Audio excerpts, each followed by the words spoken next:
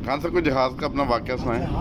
मैं एक 38,000 टन जहाज़ पर मैं सेकंड इंजीनियर था और हम कनाडा में चर्चिल हडसन बे में वहाँ पर पहले छोटे छोटे आइसबर्ग फिर बड़े बड़े आइसबर्ग।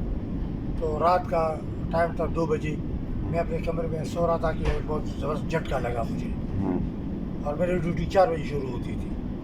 तो फिर पता चला कि भाई ये हमारा जहाज़ का अगला हिस्सा आइसबर्ग से टकराया है, लेकिन वो बहुत शदीद टाइटैनिक वाला इतना ख़तरनाक नहीं था। अच्छा। सिर्फ जहाज़ का अगला हिस्सा उनको नुकसान पहुंचा। अच्छा।